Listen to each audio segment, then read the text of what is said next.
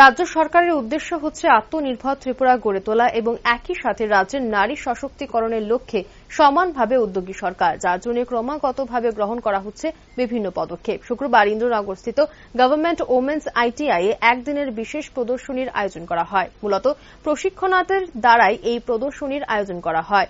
উক্ত প্রদর্শনী পরিদর্শনে আসেন দপ্তরের ডিরেক্টর বিশ্বশ্রী বি সহ অন্যান্যরা।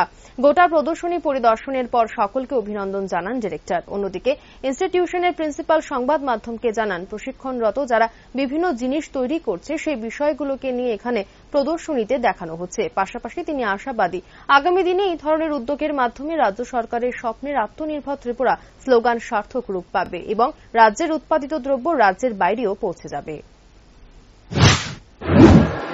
আজকে আমাদের এখানে একটা ড্রেস মেকিং ট্রেড, ওই ট্রেডের ছাত্রীরা আজকে এটা গত 2021 একবার করেছিল ফার্স্ট, এবার সেকেন্ড, একটা ফ্যাশন এক্সিবিশন।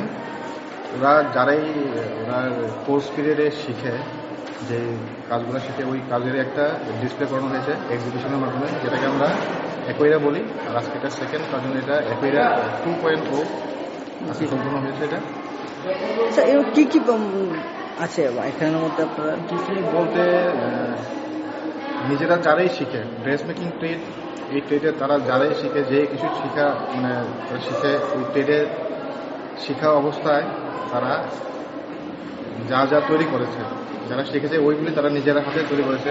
কিছু র মেটেরিয়ালসগুলো আমরা নিজেরাই দিয়ে থাকি। ওই র মেটেরিয়ালস দিয়ে ওনারা যা শিখেছে ওই এটাকে একটু ডিসপ্লে করেছে আজকে। আচ্ছা, মানে এই প্রোডাক্টগুলো কি আপনারা বিক্রি করার জন্য বাইরে নিয়ে যাচ্ছেন? এই প্রোডাক্টগুলো কিছু আমরা বিক্রি করার লাগা রয়েছে, কিছু প্রোডাক্ট বিক্রি করার জন্য, কিছু প্রোডাক্ট আমরা বিক্রি করি না। তো আমরা চাই এই প্রোডাক্টগুলো যারা নিজেরা শিখেছে, বানিয়েছে, এবং এই প্রোডাক্টগুলো যদি বাইরের লোকরাও কিনতে চায় তাহলে ওইটাও কেনার জন্য আমরা অ্যাভেলেবেল রেখেছি।